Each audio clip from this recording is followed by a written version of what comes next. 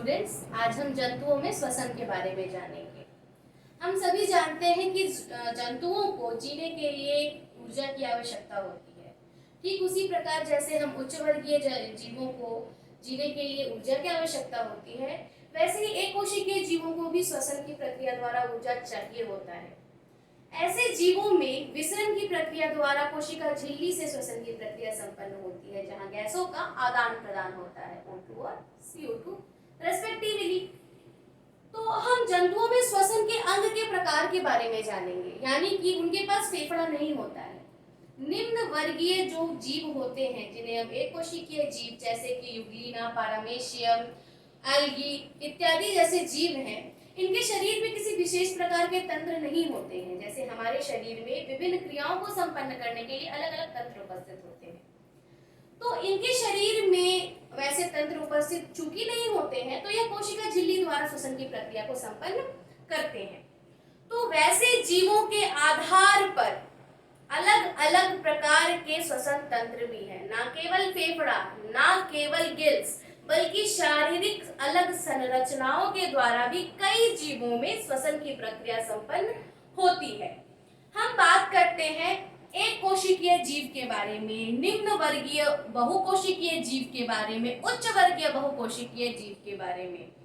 तो उच्च वर्गीय बहुकोशिकीय जीव की संरचना चूंकि जटिल होती है, तो उन्हें अधिक ऊर्जा की भी आवश्यकता होती है। अधिक ऊर्जा तो श्वसन तंत्र में अधिक क्रियाएं होती हैं।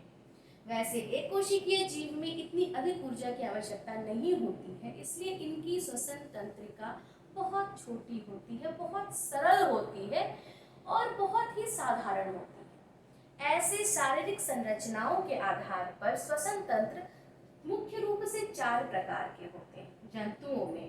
पहला होता है त्वचा यानी कि स्किन, दूसरा होता है श्वास नली यानी कि ट्रैकिया, तीसरा होता है गिल्स यानी कि फ्लोम, चौथा होता है फेफड़ा यानी कि लंग्स। इसके बारे में हम जान चुके हैं और हम यह भी जानते हैं कि जो मत्स्य या जो स्तनधारी जीव होते हैं, जो उच्च वर्गीय जीव होते हैं, उच्च वर्गीय बहुकोशिकीय जीव होते हैं, उनमें फेफड़ों द्वारा श्वसन की प्रक्रिया संपन्न होती है। आइए हम जानते हैं कि त्वचा द्वारा श्वसन की प्रक्रिया किनमें संपन्न होती है एवं कैसे संपन्न होती है। त्वचा यानी स्किन, चमड़ी।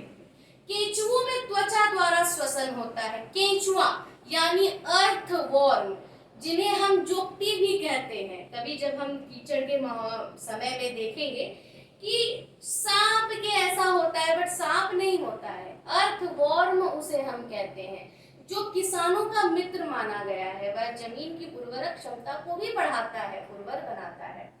उन अर्थवॉर्म्स में त्वचा द्वारा श्वसन होता है। त्वचा की एपिडर्मिस में, एपिडर्मिस हम त्वचा के बाहरी कोशिकीय सतह को कहते हैं। इस सतह में श्लेष्मा स्रावित होता है। श्लेष्मा माने म्यूकस, जो चिपचिपे प्रकार का होता है और त्वचा को आर्द्र बनाए रखता है, यानी कि नम बनाए रखता है। त्वचा में हमेशा नमी को बनाए रखता है। O2 रक्त में हेमोग्लोबिन से मिलकर ऑक्सी हेमोग्लोबिन बनाता है, बट O2 रक्त में होम्योग्लोबिन में मिलता कैसे है? तो केंचुओं की जो चमड़ी होती है वह अत्यंत पतली होती है। इन पतली चमड़ियों में नलिकाएं होती हैं, जो नलिकाएं कोशिका से जाकर मिलती है और वह कोशिका वहां से एनर्जी लेती है। O2 जो रक्त में जाकर के मिल जाता है, वह ऑक्सी हेमोग्लोबिन बनाता है और फिर श्वसन की प्रक्रिया को संपन्न करने के रूप में एनर्जी यानी ऊर्जा का उत्पादन करता है और त्वचा द्वारा श्वसन की प्रक्रिया को संपन्न करता है।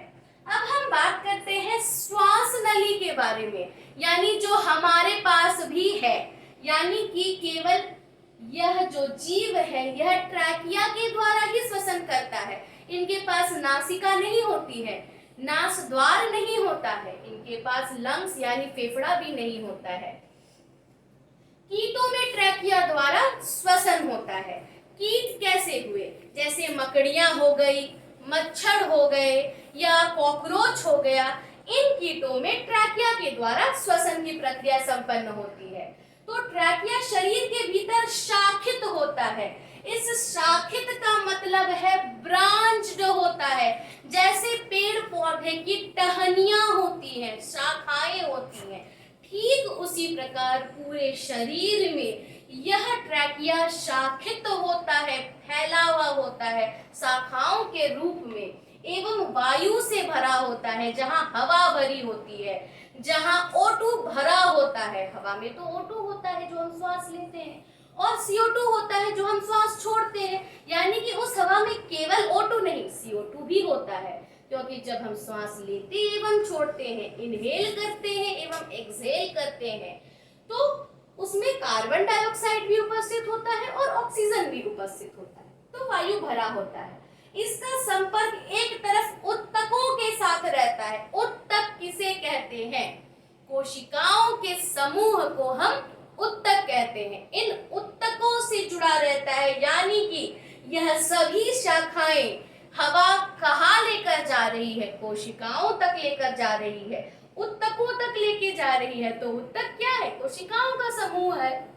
एवं दूसरी ओर श्वास रंध्र छिद्र, यानी कि श्वास की छिद्र उपस्थित होते हैं शरीर के सतह पर, जो जाकर के खुल जाते हैं। यानी कि जब हवा ट्रैकिया में भरा हुआ है तो हम मान लिया जाए O2 आ गया ट्रैकिया के द्वारा, मगर CO2 को कहां से निकालते हैं? यह O2 ट्रैकिया में आता कहां से है?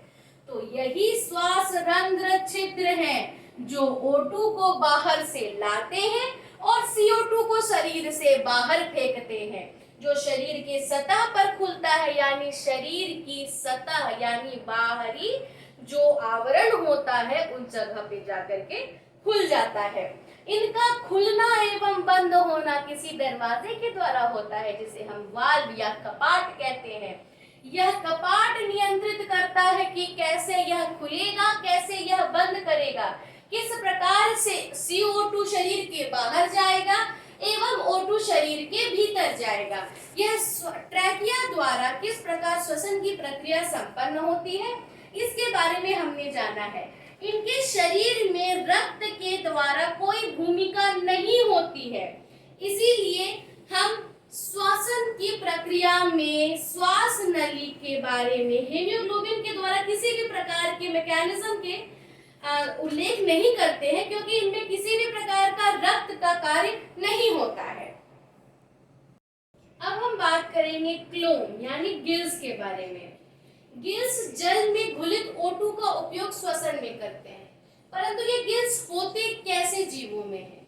गिल्स वैसे जीवों में होते हैं मुख्य रूप से जो जल के भीतर रहते हैं, जो जल में अवशोषित या जल में घुलित ऑक्सीजन को श्वसन की प्रक्रिया को संपन्न करने के लिए लेते हैं।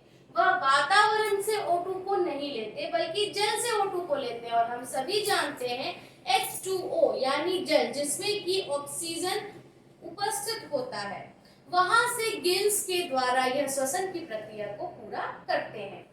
यह एक्वाटिक जीवों यानी जलीय जीवों में श्वसन का मुख्य अंग है। मुख्य रूप से वैसे जीव जो जल में रहते हैं, जिनका आश्रय जल में है, वैसे ही जीव गिल्स यानी क्लोम द्वारा श्वसन की प्रक्रिया को पूरा करते हैं।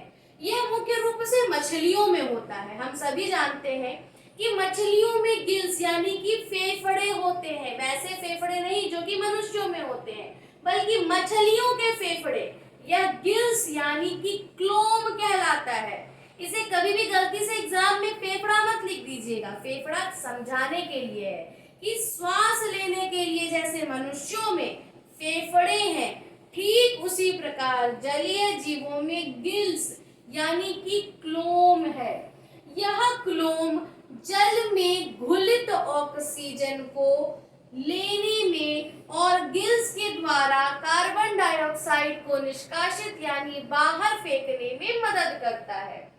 मछलियों में O2 मुख द्वारा आहार नाल में ग्रसनी में प्रवेश करती है, यानी कि जब आहार नाल से ऑक्सीजन जल द्वारा जाता है ग्रसनी में, भोजन अलग होकर ग्रसनी में प्रवेश करता है, यानी भोजन आहार नाल से ग्रसनी में चला जाता है एवं जल गिल्स कोष्ठों द्वारा बाहर निकल जाता है। यानी कि जैसे ही जल को मुख के द्वारा मछलियां अंदर लेती हैं, उससे ऑक्सीजन यह ग्रसनी में चला जाता है, जहां से यह शरीर में अवशोषित हो जाता है एवं वहां पानी में फिर से CO2 मिल जाता है और गिल कोष्ठों के द्वारा वह CO2 मिला हुआ जल गिल्स के द्वारा शरीर से बाहर निकल आता है। गिल्स की सेल्स यानी गिल्स की कोशिकाएं कैपिलरीज कहलाती हैं, में रक्त का बहाव जल के बहाव के विपरीत दिशा में होता है,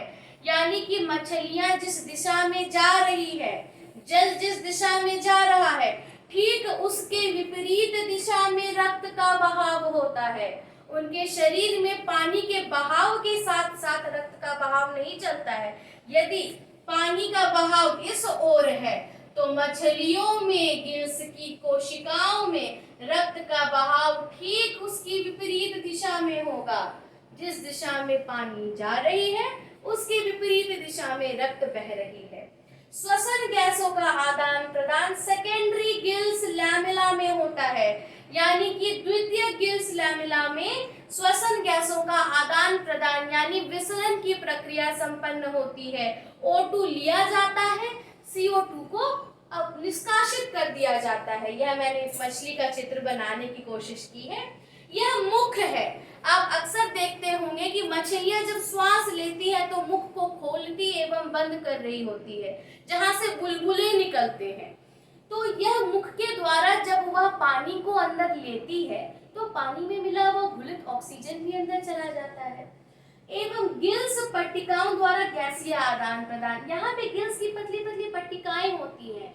आपने देखा होगा कि मछलियों को की जो सिर होती है, उनकी जस्ट आंख के जो गोलक होते हैं, जो नेत्र गोलक होते हैं, ठीक उसके नीचे उपस्थित होता है गिल्स, जहां पर यह O2 को शरीर के भीतर एब्जॉर्ब कर लेता है, जहां से वह कोशिका में मिल जाती है। कोशिका से रक्त में मिलकर ऑक्सीजन हीमोग्लोबिन बनाता है एवं CO2 वापस से उस पानी में मिलकर के इन्हीं गिल्स के द्वारा शरीर से बाहर निकल जाती है और यह श्वसन की प्रक्रिया को संपन्न करने में मदद करता है। यह पूरी प्रक्रिया है जो गिल्स काम में लाती है। इसी प्रक्रिया द्वारा गिल्स के द्वारा श्वसन की प्रक्रिया को पूरा किया जाता है। अब हम बात करते हैं फेफड़ों के बारे में। उच्च वर्गीय स्तनधारी जीवों में फेफड़े होते हैं जो कि श्वसन की प्रक्रिया को संपन्न करने में मदद करते हैं। इसके बारे में डिटेल में हमने पिछली वीडियो में पढ़ा था। आगे हम पढ़ेंगे कि ब्रीदिंग कैसी होती है, या श्वसन की प्रक्रिया कैसे संपन्न होती है, श्वास लेते क्या है, श्वास छोड़ते क्या है, श्वासोच्छ्वास क्या होता है, इनहेलेशन क्या होता है, एक्सपायरेशन क्या होता है, इसके बारे में हम अगले वीडियो में बात करेंगे। तब तक के लिए पढ़ते रहिए और हमारे चैनल को सब्सक्राइब कीजिए। धन्यवाद।